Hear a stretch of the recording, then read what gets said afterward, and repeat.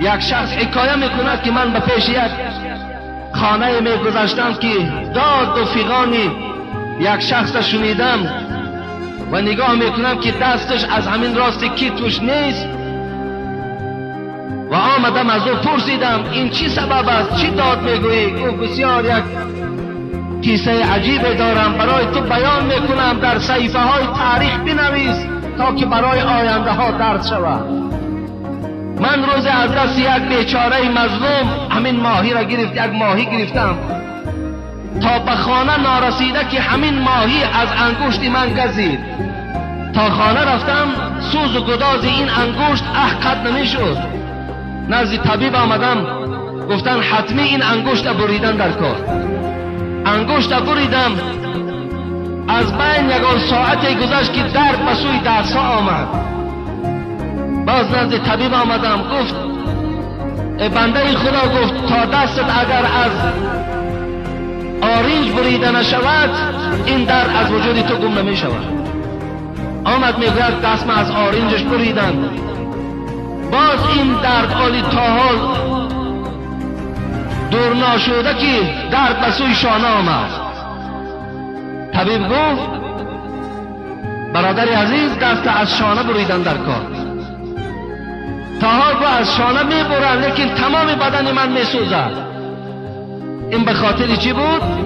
به خاطر آن که یک ماهی از دست یک آدم مظلوم، یک بیچاره با جبر و با ظلم گرفته شد و گفت این عاقبت آن کسی هست که ظلم در حق یک برادر مسلمان میکنه.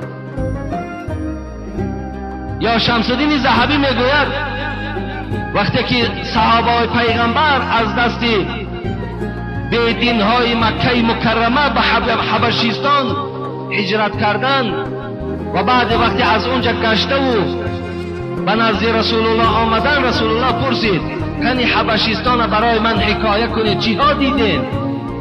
صحابه پیغمبر چی گفتند؟ گفتند ما یک منظره عجیب دیدیم، ای حبیب خدا اگر اجازت باشد باید نقل کنیم. گفتند نقل کنیم. گفتند منظره عجیب این است که روز یک زن بالای سر کوزه داشت که کوزه پر از آب بود. وقتی با کوچه میگذشت به ناگاه یک جوان آمد و از دست این زن داشت و دست او را تاب داد به سوی قفا و یک ضرب دیگر در کوزه این زن زد و کوزه در زمین زد. این زن در جواب این مرد چی گفت؟ گفت ای مرد، گفت تیاری تا ببین، روز قیامت وقتی پروردگار کرسی خود میزند و اونجا قضاوت و حکم در دست پروردگار می آید، اونجا این معامله که با من کردی تو جوابش پیشگاه خدا را میگویی. ببینین حبیب خدا وقتی این سخن میگه شنید گفت این مادر حق گفتن، روز قیامت حقی مظلوم از حق ظالم گرفته می شود. چگونه امروز بعضی از ظالمای ما هم دست در بالای روی مال دخترامان میزند، از بالای سرشان کشیده میگیرد. این ممکن نیست. فقط دلیل چی است؟ ممکن نیست. الله حکم دارد.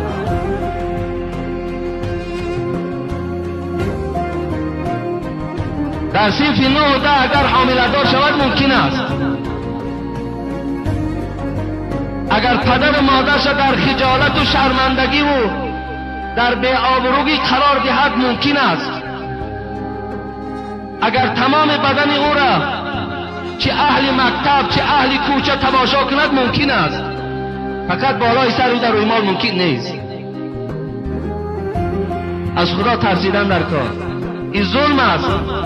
حرام است. پروردگار ظلم حرام اعلان کرده است.